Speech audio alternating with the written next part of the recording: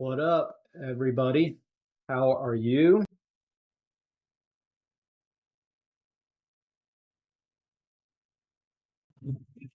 Hey Brad, Brian How here. y'all doing? Doing good. How about you? I'm great.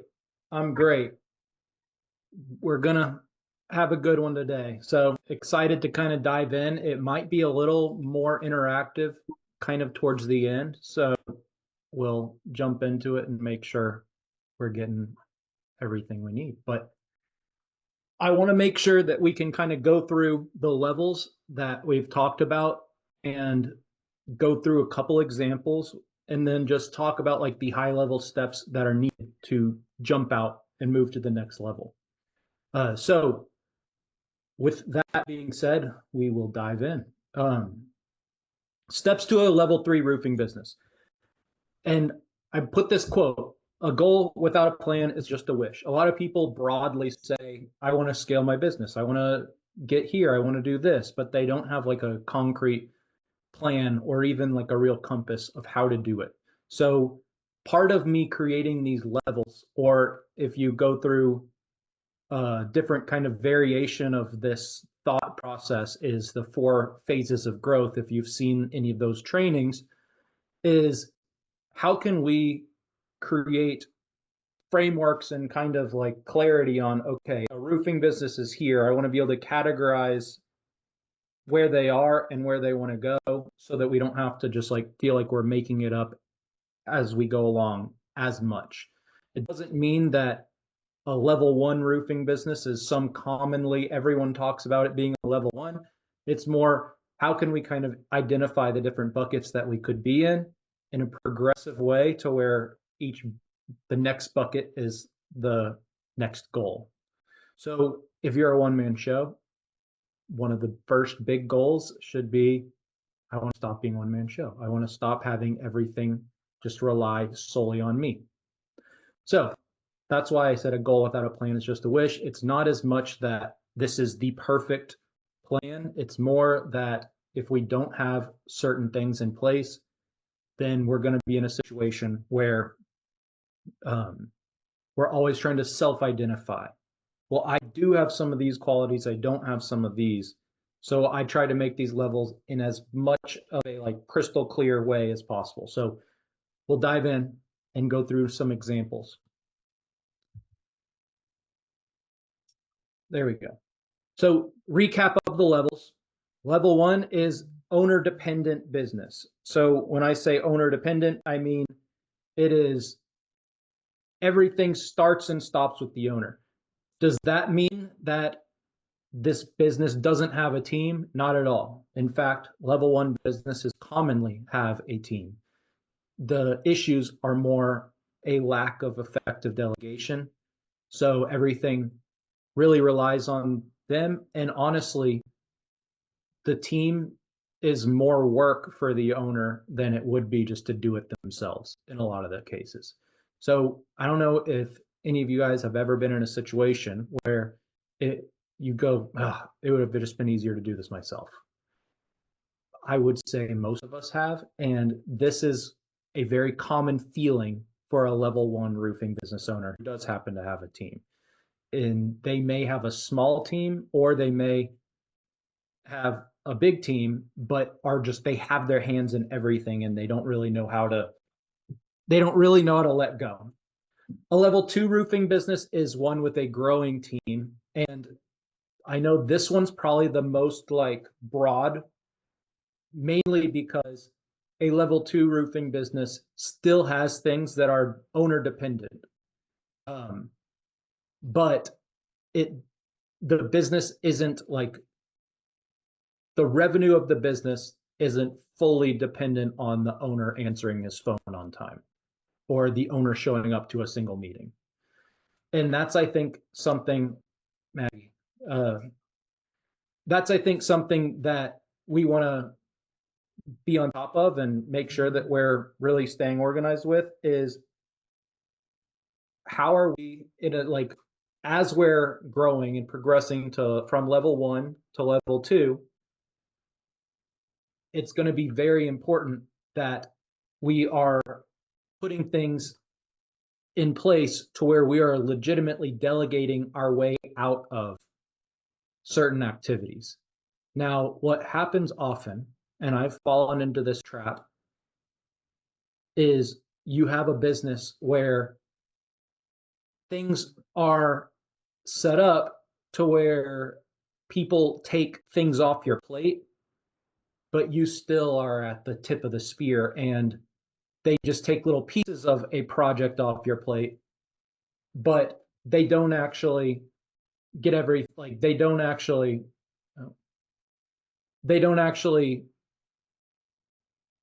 like, they cannot get done without you doing the final steps. And this isn't a signature or approval necessarily. It's more you've halfway delegated your way out of the majority of the day-to-day activities, but you're still necessary for all of them, or very, like, if you don't have, if you're not the one doing it, then it doesn't happen. So that would like be something where maybe you think you're in a level 2 situation, but you're really in a level 1 situation. A level 2 situation would be someone who is growing and they may have someone who's handling all of the office work, and they have a sales team and their sales manager. And so they're still helping close deals, but they're not required for the deals to close. They're kind of just jumping in where necessary, but it's still a role that would pretty quickly need to be replaced. And then a level 3 is one where the owner honestly is pretty much just there for some high level strategy. They're not quite as required for the day to day. They're mainly focused on either new sides of the business and have a full management team in place, or they are dealing with like supplier relations and more high level stuff that is more just like the networking side of the business and not the day-to-day stuff. Like they're coming in and really operating as a CEO, but even around that, they could have someone else doing that for them. They just remain. So those are just the broad points. I want to give you 2 examples of roofing businesses, and these are real examples. I'm not going to tell you who, but I think that it's very, very helpful to kind of contextualize. So these are both people who work client or were our clients, and this is just how they started with me. So this one is a roofer. He's doing between 2.5 to 3.5 million per year, and I give that range because it really does vary, like just depending on the season. He's all retail, 75% residential. Referrals and some SEO and pay-per-click are how he gets his business, but mainly just word of mouth. And the team is just him and a project manager.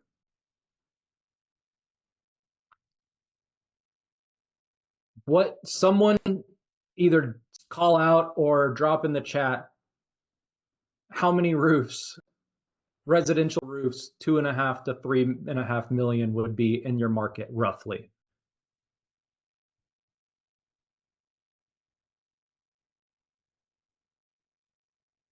I'm eyeing the chat if we're going to chat, but feel free to call it out too.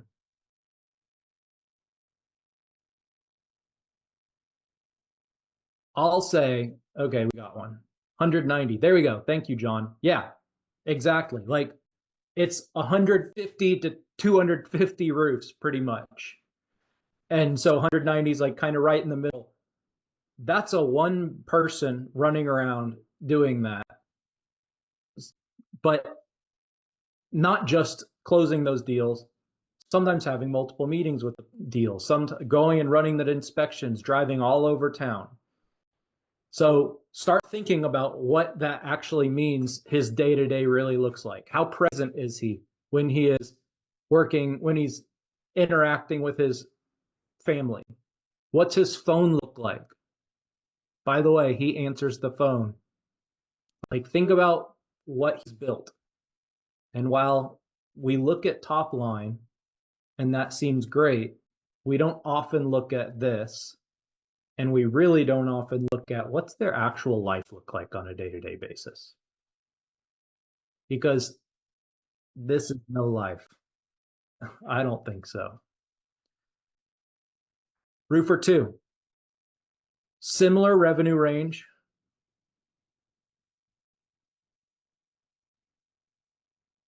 Similar revenue range, 3 to 5 million. So big jumps. But the reason is because it's mostly insurance. So it's like heavily storm dependent. These are both businesses that have been around too. I'm only giving examples of businesses that are not like brand new. 90% insurance, 10% retail, and the retail jobs are almost like not an accident, but just a fluke. Almost all residential, gets a lot of their business through door knocking and some social media. Team is 4 to 5 salespeople, 2 to 3 admin and office staff, and him. So this person, do we know enough to know whether he is a level 1, level 2, or level 3?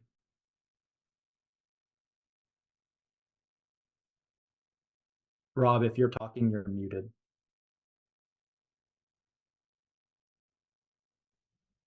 Level 2. So I would agree that that is what he appears to be.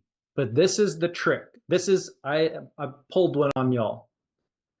This particular roofer was a level 1 that really appeared to be a level 2. We had an obvious, like, and I'm trying to show you like real revenue numbers, because of course, someone who's doing 500, 750, 100,000 or a million a year is very likely to be a level 1, and that's like the appropriate time for them to be a level 1. Most people, not everyone, Rob and Bob, y'all are starting at level 1, but only kind of, because you guys just have a different background and have the ability to staff up more quickly than others.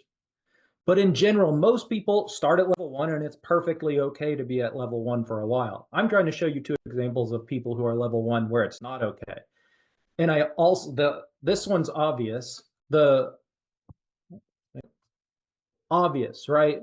Okay, high revenue, but only 2 people, like that's crazy. Though he never manages the project. So he actually like would probably be, it would appear in some metrics, he would be closer to a level 2. This person has the whole team, but he has only halfway delegated himself out of anything. He still has his hands on insurance claims, like so when it's an insurance claim, he's always doing something. The 4 to 5 salespeople get the job all the way to the finish line, and he has closing meetings, so he goes and closes the job. So this guy is incredibly busy as well. Not quite as busy because he has a few things that he's halfway delegated out of, but he hasn't actually let go. And so I wanted to show you those examples because this is a trap that's so easy to fall into, because you can start getting your time back before you get out of level 1 and move to level 2. And level 2 is a transitionary period. Level 2 is level 3, and it can take a while, but level 1 is like we need to work to get out of that. And I'm only saying that because for the most part, it's not to say at all that being a level 1 roofing business is a bad thing. That doesn't mean you have a bad business. That doesn't mean you've done anything wrong. It means that right now you have massive constraints in your business, and they almost all point back to you. And that's so stressful. And now, as a business owner, we always are going to have constraints. And if we take ownership, they are usually going to come back to us. but are there functions of the business that we have set up in a way to where everyone's able to operate at their best in different areas of the business? That's really like what we're trying to do. Maggie works with me. Maggie is much better she's much better taskmaster than I am. So in some ways, because she's like an assistant, she's an example of level one. Like I'm saying I'm kind of like level one because she's doing certain things for me that like she's doing 90%, I'm doing the remaining 10%. But one of the first things you need to do is usually get your time back as best as possible through some medium. And then you can have people that just fulfill on things without you even touching. Because if you become a client, you'll realize it appears as though I'm all over the place. But I have automations that do a lot of stuff, and I have my team that can do something from start to finish relatively quickly without me really having to jump in very much. And now it's a different business, and I'm not saying that I have level one traits. I'm not gonna like act like I don't, but we still need to be able to identify these different places so that we can begin working on it. Roofer 2, this is a difficult situation because he has begun building a culture, which is really one of the places this all kind of goes back to, where no one finishes anything. He has to finish everything. No one can finish an insurance claim without him doing it, without him like signing off and like putting eyes on it and putting his own little spin on how we're going to respond here. No one can close a deal without scheduling a time on his calendar to go work with the people. So he's able to do volume. He's able to like capitalize on a lot. He has more time overall, but he still doesn't have nearly as much time as he needs or could have. And he almost was there. He had these salespeople. And I know them, they're not mediocre salespeople. He could have trained them to close, but he trained them only 75% of the way. 2 to 3 office staff, an admin. He could have trained them to close the loop on insurance claims and do collections and stuff like that. But he only trained them or allowed them to do 75% of it. So he had to do the rest. So this is an example of someone who appears to be, some maybe you would even think he appears to be a level 3, depending on the situation. But he is incredibly needed for the business to operate to the point where he doesn't get days off at all. If anyone is working within his business, then he's working too. And that's a growing business. So that's more people. This is one of the dangers of level 1 plus hiring people is you're almost making your life harder by hiring people because you're having to pick up where people are left off. Everything comes to you. So the more people you hire, the more people you're responsible for, the more people you have to keep eyes on, the more work that comes to you. And it kind of creates this rough scenario. So to recap, level 1, everything relies on you. No systems or no delegation. Sales and operations are bottlenecked by the owner. Your role, firefighter, manager, closer. So this is pretty spot on for both of them. Manager, closer, all that stuff. Sales and operations bottlenecked by owner. In other words, everything still comes to them. The main path for this one is documenting your processes and delegating. And I'm not saying documenting 75% or figuring out, okay, I'm going to get them to do this part so they can hand it off to me. I'm saying spend the extra time to train them to do it 100% and be able to close loops for you. I don't know if vocab that I use around, I mean, Maggie maybe hasn't heard it enough as much, but if anyone who works with me for a while will know I hate open loops. Hate them. So if someone just gives me a bit of information, hey, this person said this, I replied, and I'm waiting for them to reply. Like that information, I can't focus, I can't do anything. I'm just sitting there like, what does that mean? Level one roofing business owners are getting open loops over and over and over and over again that they have to be the ones to come in and jump in and close. And that's tough. Like there's all these things that are halfway finished, 90% of the way finished, and then they're stuck. So path is A to Z documentation on processes. Level two, you've hired a few key roles. Some processes are fully delegated, which is why I said in some metrics, the first one who has project management fully taken off of his plate is good. Because by the way, the other guy goes to the job sites too sometimes. Sales turnover is probably one of the bigger struggles. So you don't necessarily have good salespeople, you just have salespeople. That's relatively common. You're managing more, but you're not like just, it still feels like you're playing whack-a-mole with your business and your problems here.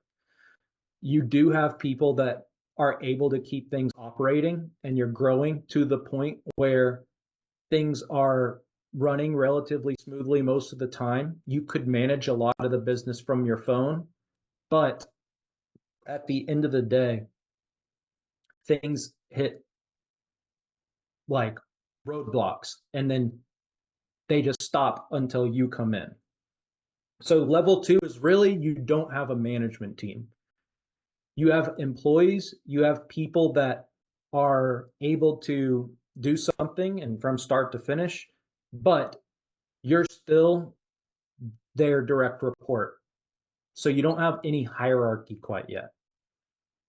It doesn't mean that like that the difference between a level one with employees is they have halfway delegated. So they have a team of people that are just doing little pieces of the puzzle for them, and then they're coming back and they have to finish it. A level two has delegated their way fully out of something, but they're still the tip of the spear. So they still are the person that everyone comes to. They have to coach everyone. They have to work with people. They have to figure out the right, like, they're firing people. They have to hire new people. They don't have any managers in place. So decisions still really rely on them.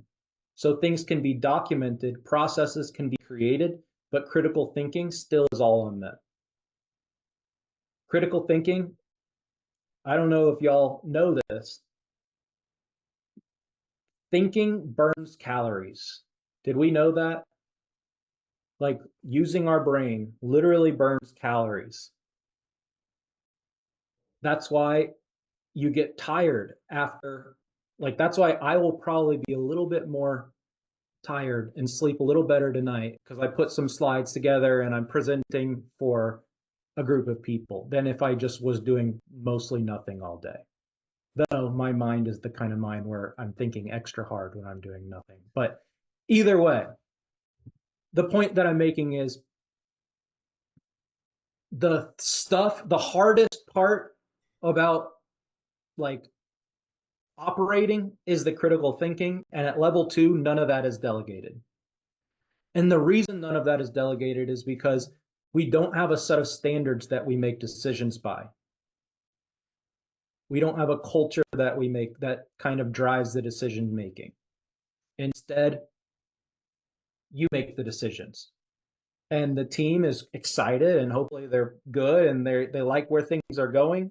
But we haven't gotten to the point where people are thinking freely yet.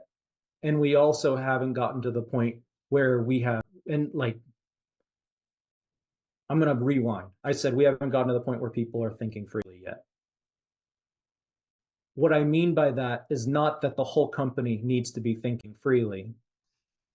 It's that there are not individuals who are able to make decisions on behalf of the owner. So you haven't outsourced your thinking yet. You haven't delegated your way out of problem solving. So for the most part, anytime there's a problem that arises, you still get looped in. Now, what some people do, there's like two routes that people go.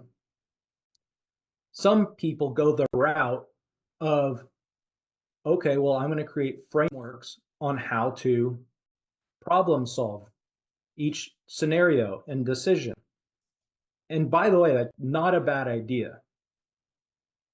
But if you just end it there, then you still are in a situation where you're just going to have to continuously create an endless list of frameworks and processes around problem solving for different scenarios. We need to use that as a way to get a little room to hire a management team. So sales managers are often one of the first things people hire from a management perspective. I think a field supervisor, if you're doing like multiple roofs, like a day, could make sense, like a project manager for each job, but then a field supervisor who can run around and kind of be in charge of them. That's how like Rob, you may know, on the construction side, like for full general contractors, oftentimes there's that type of role. I'm more thinking of residential home builders, but Yeah, even in commercial too, for sure. yeah. Yeah. Sales manager, I think that the owner can and should stay the sales manager for a while, because I would say that's something that like people hire too quickly for. I know that Andrew agrees that people bring on sales managers far too early. A sales manager you should be ready to pay a sales manager a lot. Like if you really are going to bring a real sales manager on. What most people do is they hire someone, the sales manager kind of is just like this catch-all position that's a salesperson that did well, or someone that seems a little overqualified just to be a normal commission-only salesperson for whatever reason, or they appear that way even if they're not. And then that person ends up just, they don't last at companies. I'll tell you that much. They jump around. You'll see the same person. If you look at someone on Facebook and just try to follow them, go look for people that don't ever say that you don't think are owners of roofing companies, but you've seen them at 10 different roofing companies. That person is less likely just a normal salesperson and more likely someone who's keeps on getting in these like pseudo management roles around sales and then moving to a different company. If you have been watching and observing for long enough, you'll see many of them. I have like a whole list in my head of these people. Do you find that, Brett, there's a lot of sales managers that come not from the roofing side, but are just good sales and manager people? Or do you feel like they have to come more from, specifically from the roofing industry? So I don't know that I have the best data there. I cannot think of many times where a sales manager has come from a different industry. And I generally am a fan of hiring from outside of the roofing industry. Mm-hmm.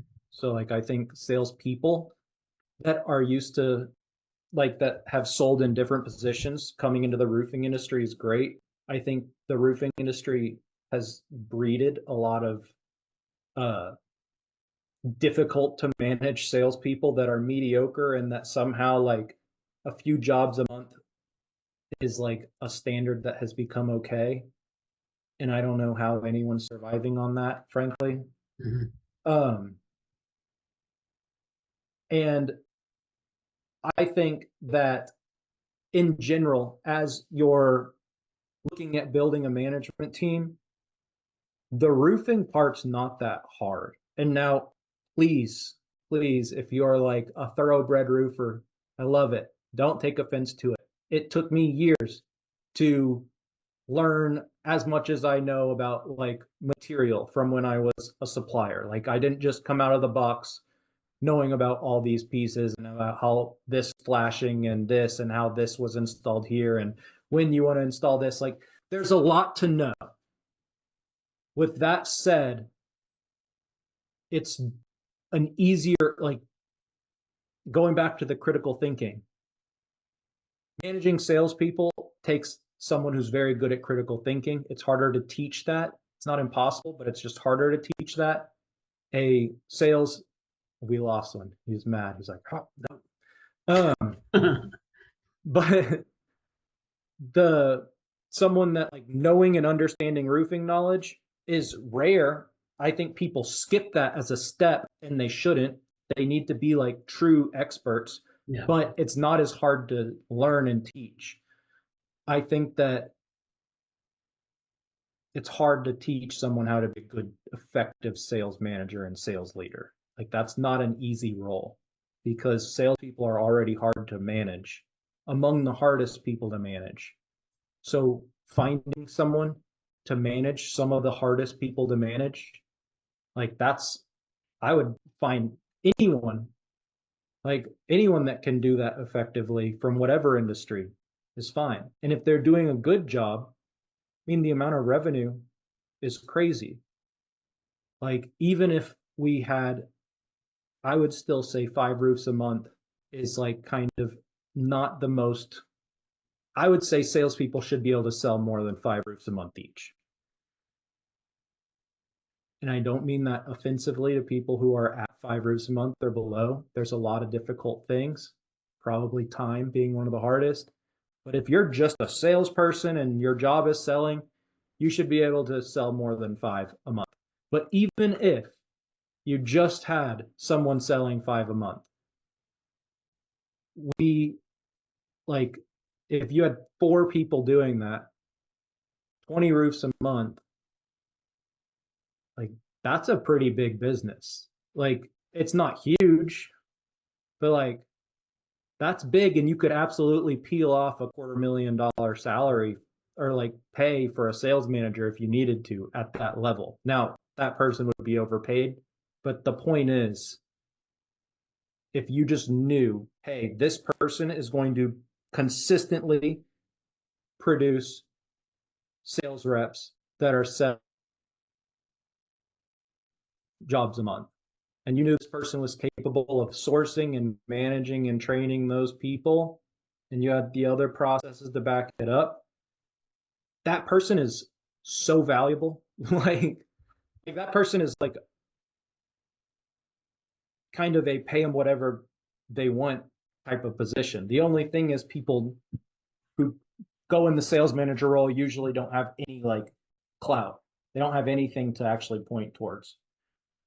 Or they're not good managers and they're just crazy hustlers. So they're going to go inflate the entire sales team's numbers by enabling every one of them and then just closing all their deals for them, which is really not as good of a thing as you think.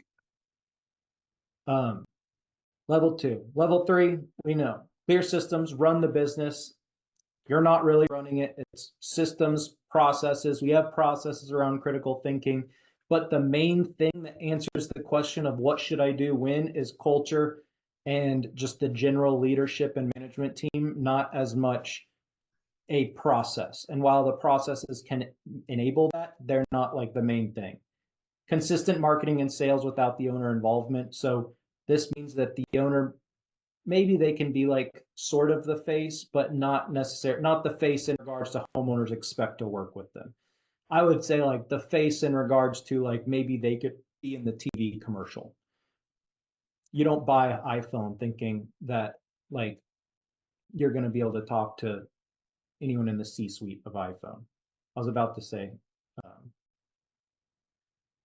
what's his name? Now I'm blanking, but y'all know what I mean. You can step away without the business stopping. So the business really goes, and while you still are working in it, like working on it, it's more just because you want to, less because you are required all the time. This is like when you're, for the most part, you're the CEO. Now, it doesn't mean that you have to even be the CEO. You could have a general manager, you could have a CEO if you're big enough and that makes sense. But for the most part, this level 3 is someone that they have a lot of options. And if you're in our programs, my whole goal is to give you options. And when I say that, it's if you have been following like Brian and Rob and Bob, like if you look at some of these and think about this, like we're trying to build processes around client acquisition so that we can hire a sales team. We'll at some point squeeze in some admin staff. We've hired some key roles. We have the processes in place. We have some of the salespeople going.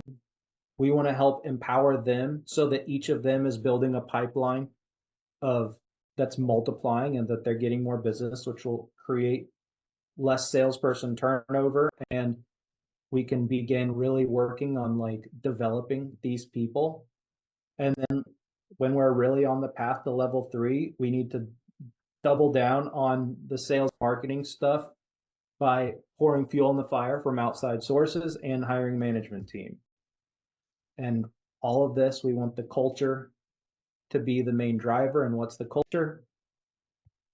We want to be referral worthy over and over and over again. And that's what we always want to have as our beacon, because we want to be aiming for this culture to be driving a lot of the business from as early as we can.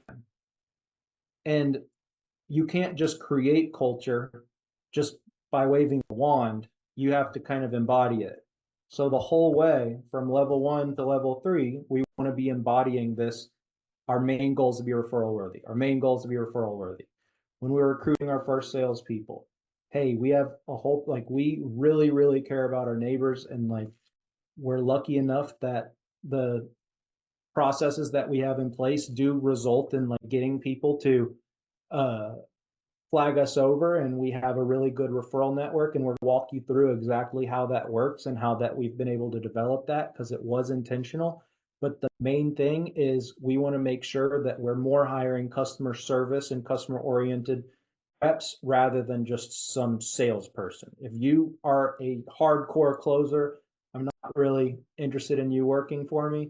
If you're someone that just cares about people and sales and service feel like synonyms to you, then you're probably the right kind of person for us, our company. Like that's what we're trying to create. And then as we do that, and as we develop those leaders within our business, and as we begin bringing on our sales manager and someone who's in charge of different pieces, like a chief of staff, maybe, I don't know, like that's probably overkill, but some role like that to where they're kind of managing a lot of the office stuff, that's when we're in a pretty good position. And there's a lot of options. Like we can go to different markets. We have a repeatable playbook for success. And then we can either scale it or there's all kinds of things. So going back, we established both of those roofers are level 1s. Roofer 1, so busy running appointments, closing deals, and picking up checks that he doesn't have time to even think about hiring someone. Roofer 2 has the team but closes every deal himself that the sales team really just tees up for him. And that same goes for this. So they're both have slightly different issues, but roofer number 1 is the bottleneck because he's the only revenue driver in the business pretty much. Roofer number 2 is still a bottleneck, even though he has a team, because deals don't close without him. So money doesn't change hands without him being directly involved. So these are 2 examples of level 1 that neglected some of the things that were required to progress, and they hit a revenue level where they're so busy that it's difficult to go to the next. It's like sinking sand, level 1. Level 1, the longer you stay, the harder it is to get out because you can still grow. That's the worst part. It sounds like a good part, but it's the worst part is you can still grow. It's like if you grow too big though, it becomes more and more difficult to move backward, to like go clean up some of what you put together and make it organized in a way to where you can progress. And that's part of why we have new clients, but we also work with a lot of clients that are in the 2, 3, 4, 5, 6 million range. The reason is because those people are so stuck in the weeds that it's difficult for them to actually progress and move to where they need to go, because they're so in the middle of the business. So much relies on them that the idea of like being creative and thinking of new and like building a process sounds like the last thing they have time for, even though in reality it's the most important thing that they could be doing. So we're going to talk about what each of these businesses need to do to get to a level 3, very broadly, because we've covered a lot. So roofer number 1, we're going to answer these questions. What's the biggest constraint in their business? Who's the first hire that would make the most sense, going from what we saw with the levels, and then what processes are required? So I have these answers, but I don't know how many people we have on right now. Okay, we got some people. In the chat, what do we think the biggest constraint is? The biggest bottleneck, and it's obviously the owner, but I'm saying further than that. Like, what's stopping the owner the most from doing what he needs to do to get to a level 2? 2.5 to 3.5 million. One closes all the deals, one man show, runs all the appointments, has a project manager. Sales, I would agree.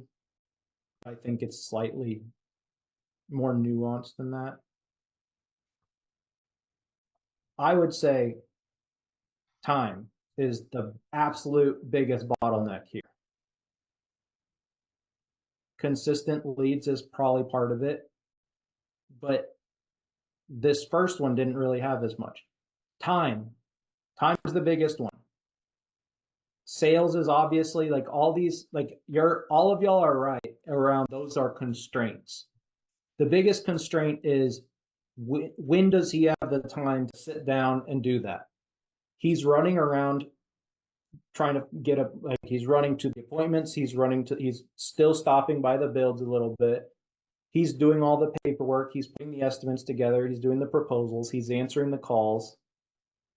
So times where things really become difficult. Now, in regards to like business functions, I would say sales is fine.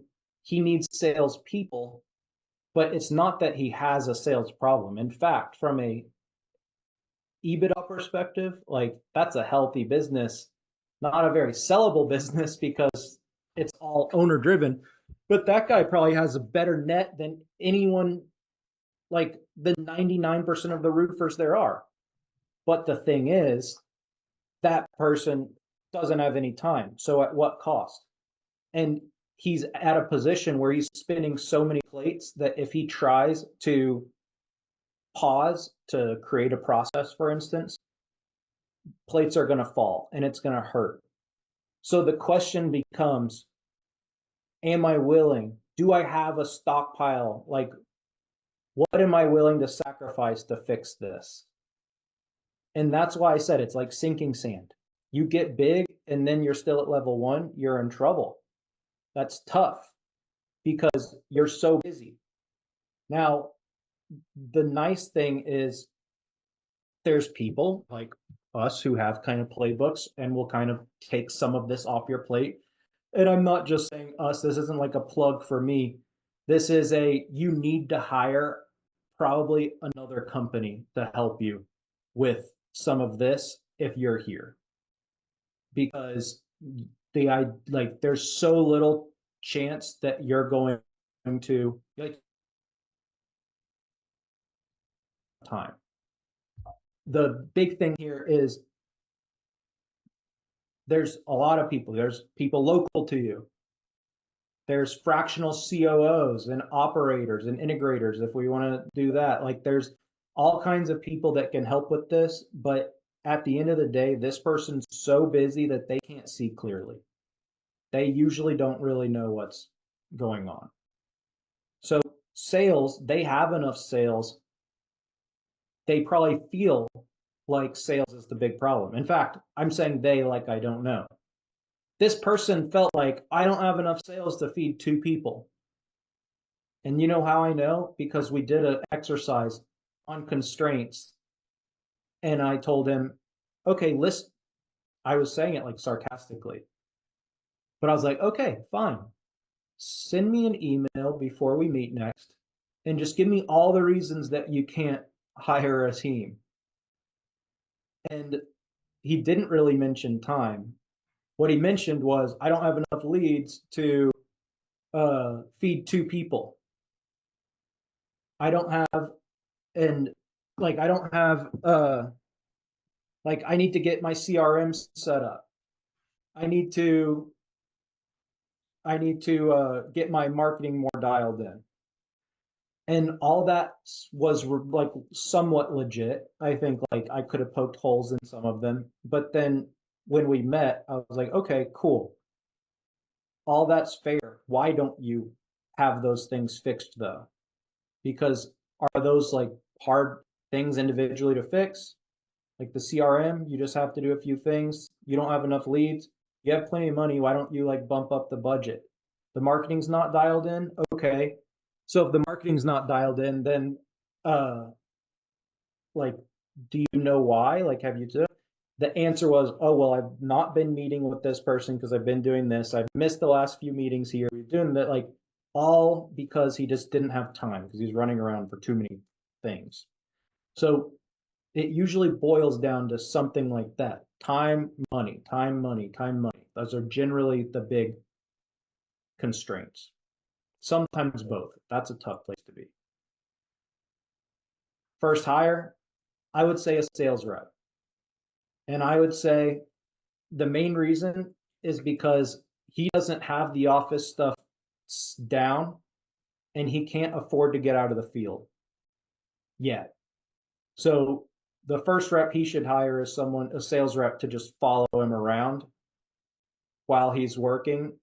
And the sales rep should just try to learn as much as they possibly can for the first 30 to 60 days, honestly, which feels like a long time, but if it's actual someone that's like going to build a career, it's not that long. We don't want the person that needs to make money in the first week. That's a tough salesperson to keep happy. But the point is, he needs to have this salesperson on, and he needs to like, as he's doing it, really, really get organized on how to like on like how he can like show them the from start to finish what's happening. So important to note is first hire needed doesn't mean the first thing you do is hire a sales rep. It's just identify what the first hire is. Why do I say that? Because before you hire the person, you need to have processes set up for them. If you hire someone and then build the processes with them, or hire someone and have the processes halfway done, you're going to end up just like the roofer number 2, because it'll be easier and you'll think you're saving time, but you're not. So first hire is sales rep because he can't get out of the field and he needs the business to keep operating. But the things that he needs to get set up is he needs to look at his entire client acquisition process, and he needs to be able to have that organized. Like the first thing he needs to be able to do is be very clear on, okay, from the moment someone calls in and we schedule that first appointment to the job being closed, what happens? And he needs to have this documented in a way that's so clear that he can hand it to the rep who's following him around, and the rep can keep up with exactly what's happening. Exactly. So what that means is he also needs to understand the why behind what he's doing. And he actually needs to start making sure that he's doing it the same way over and over again. So there's time before he can really hire the sales rep. He has to figure out what he thinks the best process around client acquisition looks like, what the best sales and maybe the production process. I kind of merged them just because of the neighborhood marketing stuff, which I'm not even really talking about in this. But the client acquisition process, he needs to figure out what the best one is, what the one that he wants to really roll with is, and then he needs to stick with it and validate it and say, I'm comfortable with this being the thing that I teach someone else. Because if he does things way differently than everyone else, then that's not going to work very well. The second one in this case, because a lot of his business is referral based, is how am I getting these referrals? Why am I getting these referrals? Is there a way that I can make sure that a process is doing it? A lot of people say no or don't realize that like the same people who are giving you referrals as the owner, just because you're cool and chill and they like working with you and they think they want to support your business and all of that, those people would give you referrals anyways if you organize like a process to ask for it. And I know that sounds like, okay, yeah, obviously, but the point is we need to figure out a mechanism that's not just us being friendly guys that are the owner that's generating referrals. It can't just be by chance. So even if it feels like it's just been happening because by chance, you need to try to organize a process of like collecting them. It's like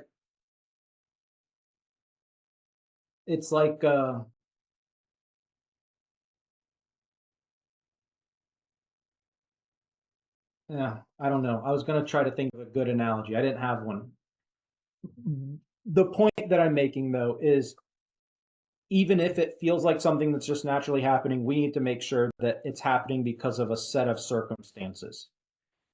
Like there's things that we're doing, there's boxes that we've checked. Why did I get a referral from this person? Because of this, this, this. How did they give me the referral? Because of this. How can I make sure to kind of take these situations and put a little bit more control over them? Like what we teach is some of the best referrals that are people who are like really powerhouses in generating referrals for someone. It's the person that knows everyone in the neighborhood or the person that knows everyone around. How can we take that person and create a clone of that person without them having to be that person? I know that sounds weird. Easiest way is get them to talk about you on Facebook groups. Like get them to post about you. So instead of waiting for someone to ask, hey, I need a roofer, and then waiting for them to be in the right place, the right time and tag you or talk about you, we want to get organized and say, okay, what can I do to find the people that need a roofer that maybe haven't talked about it yet? Well, if they're hanging out in this Facebook group and I just did a great job for Susie, what if I incentivized Susie to post about me in the Facebook group?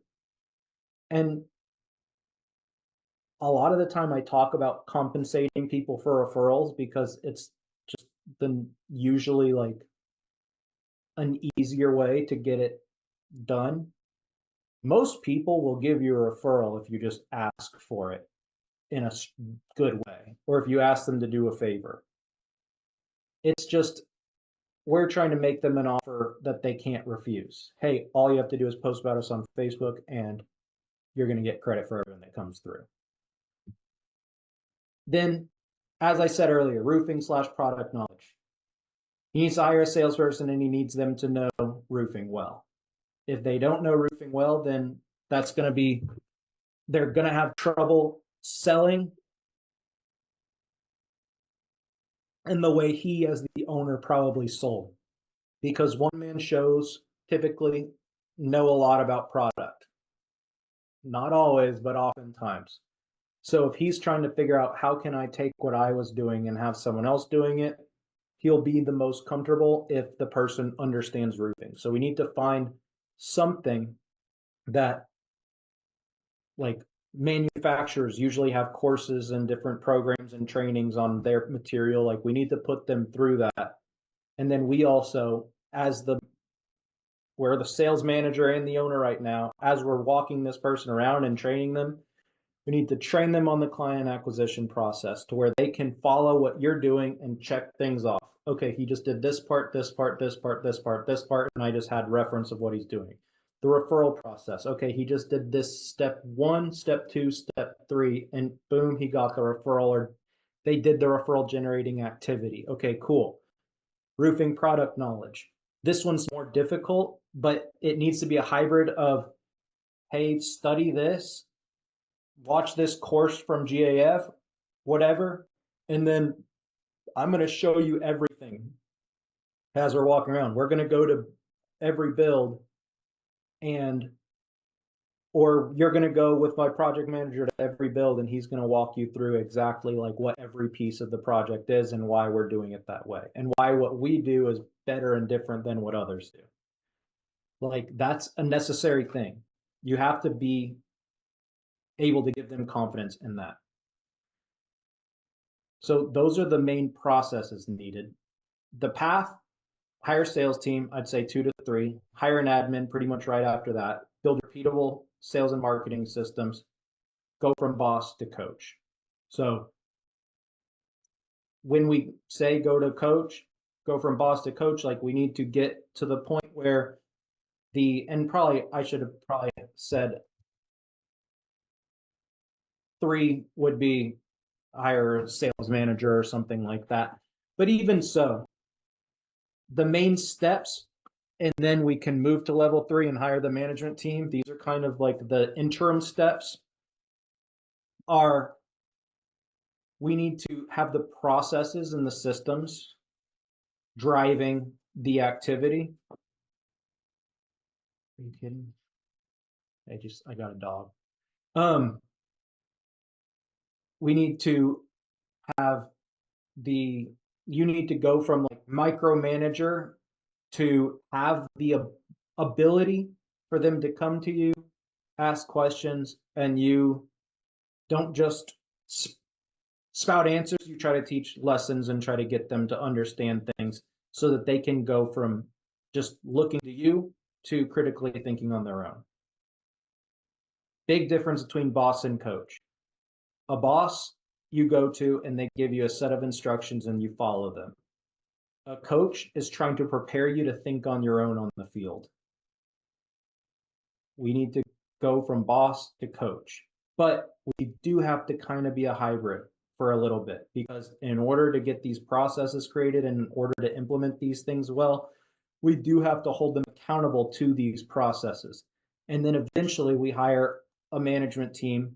And as we're doing all of this, we're really working on making the culture being referral worthy, or we do what we say we're going to do, or like whatever the driving thing that we want to say our culture is, like, we want that to be the thing that really gets them, for the most part, like, to make decisions and like, we do the right thing. Like, I'm just giving you like super broad, like, different values that you could have, core values. But the point is, the processes and culture and the coaching should all kind of be what eventually dictates how they make the decisions.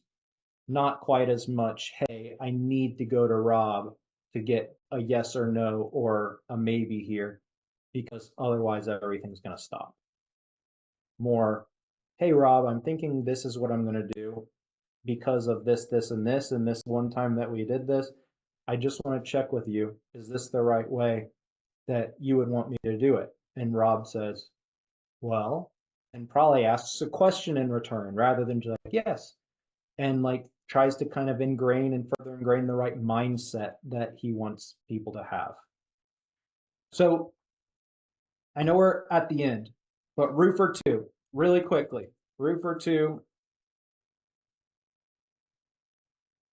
was right here. 3 to 5 million per year, 90% insurance, 10% retail, 95% residential, mostly got their business through door knocking and social media. Teams 4 to 5 salespeople, 2 to 3 admin / office staff, and the owner. So what's the biggest constraint in the business in this situation?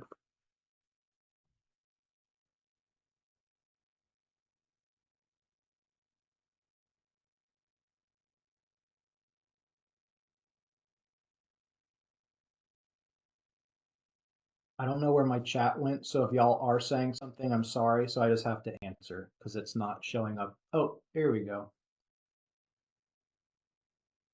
Okay, so no one said anything. That's fine. Biggest constraint. I would say the biggest constraint is really just him. Lack of training, lack of processes, but it's not time. He honestly is probably busier than he needs to be or busier than he should be, but this is mostly just him. He needs to just get out of the way. Time, money, people, always, I would agree. I think he's probably not as profitable as he could or should be because he's doing a lot of people's jobs for them. But in general, the biggest thing is he needs to get out of the way because he doesn't know what the business looks like with these people doing things from A to Z. So processes are honestly like the big thing. He needs to organize, okay, I've gotten them at 90%. What's the part that I take from them and finish? And then he needs to build those processes. So a lack of processes is probably the biggest one. Or you could say he is the biggest one because he's not allowed them to have a lack of processes. First hire needed, that dude don't need to hire anybody. That guy is going to, if he hires another person, it will be a struggle. The only person I would consider hiring if I were him would probably be an assistant. And I know that's kind of a funny one, but if the assistant can look at what he's doing and kind of be the main person that finishes some of the tasks or that is like taking things from his plate and then like finishing them, that assistant can kind of be like a third party looking at what could easily be like set up, and a good assistant is going to be able to identify and is going to be able to kind of like look through what a process could look like and alternatives. So I would say if he was to hire somebody, it would probably be an assistant, and that assistant would kind of be the person who gives him some breathing room to begin documenting and like finishing the 75% done processes and stuff like that. Let's see, what do we say? Yeah, Maggie, exactly. What processes are required? I mean, kind of everywhere, but I would say the first big one is we need to get him out of the field. So closing is the main thing that we probably want to practice, and that's probably the most close to complete. These salespeople are building all the rapport and putting everything in place. This is just a situation where like they just need to be empowered to close the deals instead of waiting for him to. So they need to adjust the process to where either there is a closing meeting and the sales reps are taking it on their own, or they need to just adjust the process and get rid of that. And then I would agree, operations, Rob, would be the next thing that he needs to like really, really get dialed in on. I would say the easiest win is getting himself out of the field, but then from there, he has a lot of work to do because he needs to, one, see, did I half delegate this because I didn't really have a great process for it and I knew that I was going to be able to tweak and change things and kind of do the critical thinking, like I said, or did I half delegate it because I'm scared of delegating and I really am almost there and I just need to get someone. So like he needs to figure out who is he, like what role is he actually playing? Is he doing things that someone who's an employee can or should do the way he's doing it, or has he structured things in like a way that just needs complete overhaul? So in regards to what processes are required, once he's gotten out of the field and has a sales team that's closing, and that might be a hit, he may consider hiring a COO or an operations manager after he probably hired the assistant, just to give him a little room. But this is going to be a year-long journey for him at least. But he could probably get some breathing room with the assistant, enough to work on the sales stuff, enough to have a little bit less, at least the assistant can kind of be the catch-all for him, so that he doesn't have to keep track of everything and he gets a little bit more bandwidth back in that regard. And then he can work with the sales team on closing and sales, maybe hire a sales trainer if he has the money, but he's probably pretty thin. He was based like thin margin wise because he's overstaffed. But you don't necessarily need to fire people unless they're all just like he doesn't even know. He doesn't have the data yet to know whether people are going to do a good job or not. And insurance is just like robust. So like he had people doing a lot of different things. He ended up firing one person. But overall, once he dialed in the sales processes and got them to start closing, he lost a couple salespeople because they couldn't close and they didn't like the change. Then he brought one more on, and then he is, I don't know if they would necessarily be someone who's head of operations.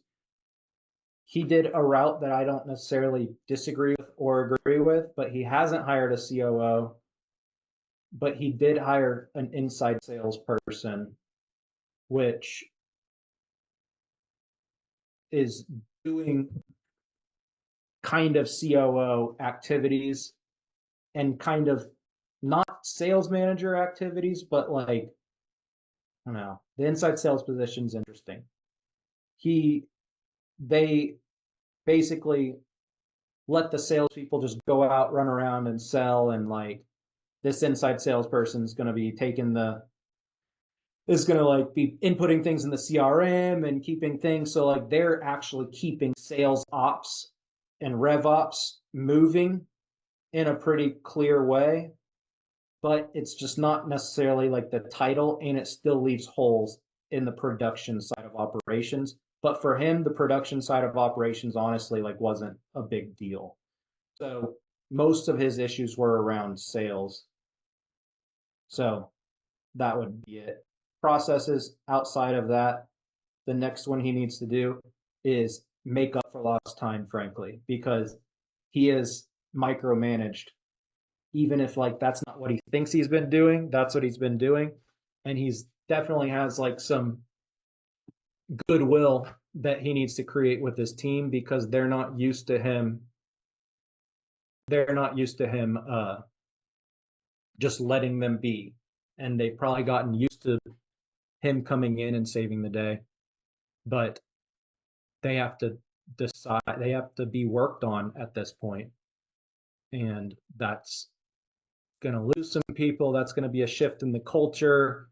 He's going to have to kind of have like a reawakening type of situation, most likely. Otherwise, it'll just be tough. So that's pretty much it. I know it's a lot of rambling. I know it was long. Thank you all for bearing with me. Any questions or thoughts or anything like that? That's really good stuff, I think. I mean, that's really applicable to what Bob and I are trying to do, and it carries over from our commercial construction part to the kitchen and bath business we're trying to do, and the roofing thing. So that hits home for me, that whole process. I'm glad. And we're struggling in the process of the roofing part, and this stuff is helpful for us. I think the hardest part about growing a roofing business is the order of operations. It's not necessarily that growing a roofing business is especially hard. Now, retail in Houston, I just gotta warn you, you gotta get your presentation down. So Mhm. like I can warn you right now, like that's harder because there's people out there, like you kind of have to be not quite a one call close because I don't want you to ever close hard, but you can't leave things very open ended on your sales conversations because people are out there slinging absurdly low Yeah, prices. sure. So that's something that we're going to want to work on. And it's going to be something that's really important to like look at because if we don't have that down, then the opportunity, I mean, we're going to generate leads that make it easier after a while, but getting started and getting off the ground, you're going to be fighting on margin. And mostly, I would say, just getting like, it's going to suck, but you're probably going to have to like close a little harder at first. And that's not fun. No one likes it. No one likes being hard closed. No one likes any of it. But like, otherwise, you're going to have a lot of great conversations and then people going with the lower person. And it's just demoralizing. Um, it just becomes more price based than I wish it Mhm. did in Houston, especially. It's a weird market. Yeah. It's a good market, but it's a weird market. Brian, you unmuted yourself and then, or maybe you I unvideoed. there we go. I just wanted to kind of piggyback off what Rob had said about having a process and just how helpful it is to have it laid out and a roadmap, if you will. You know, a lot of these concepts are, I wouldn't say easy, but seeing that path is very helpful. So yeah, Yeah. you. No, thank y'all. Thank y'all. It's I felt like I was rambling at a few points, so I'm glad it was valuable. Uh, sorry, I'm in the car right now. I'm level one in it today. I like I said, everyone level ones it. We just want to make sure that we don't get to 2, 3, 4 million in level one it. I think the most important lesson anyone who's watching this can take away, if you're at level one, or even if you're at level two, and level two really is just this transition. It's more like your path to being ready to hire a management team. So it's more difficult to place. But staying in any level aside from level three for too long, and maybe even level three, Rob, actually, you've probably been level three before, and you're going to have to go back to level one, Oh, yeah, which we is can see it. probably its own Yeah, set of like yeah. struggles. The benefit for me is that I can pull off of a whole nother company to Yeah. support it with, Yeah.